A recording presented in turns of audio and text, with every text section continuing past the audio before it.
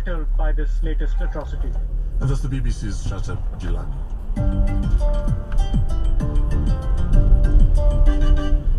Now to Brussels, where Belgian police have fired water cannon to disperse a large group of demonstrators who stormed a central Brussels square on Sunday. They invaded the Place de la Bourse as people paid tribute at a makeshift memorial for victims of last Tuesday's deadly attacks. The group claimed to be demonstrating against terrorism, but were heard shouting at Muslims in the crowd and were seen making Nazi-style salutes. Well, I caught up with James Franny, a Brussels correspondent for Euronews, who was in the square at the time. Police estimate between 300 to 400 far-right football hooligans descended on Brussels and marched towards the Place de la Bourse.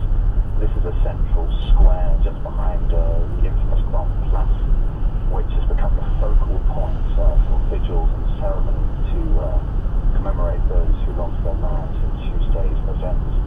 What I saw was, as I say, a group of far-right hooligans who were chanting anti-immigration slogans and giving Nazi salutes. I actually witnessed one Muslim shopkeeper being attacked by several dozen of these men. They were then dispersed roughly 1 hour later, 1.5 hours later I should say, with riot police descending on the square and also water cannons which were used to clear the area. Is it clear whether they're from one specific group at all? My understanding from Brussels police at the moment is that these men were from several different clubs across Belgium, but it's not clear at this stage whether they have any particular political affiliation, if you will. I mean, we've been hearing a lot about this right-wing movement as being anti-immigrant. Is that the feeling that you got there? Were they chanting anti-immigrant slogans? Was it sort of targeted at immigrants, or were they targeted at the attacks?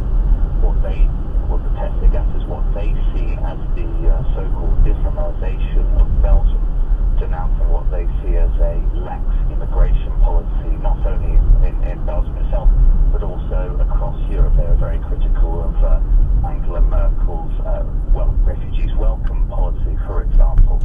There was set to be a march, a protest in solidarity with the victims, which was set for 2 p.m. on Sunday. That march was actually cancelled after advice from the government and the mayor of Brussels that security could not be assured. Some 20,000 people had replied on Facebook.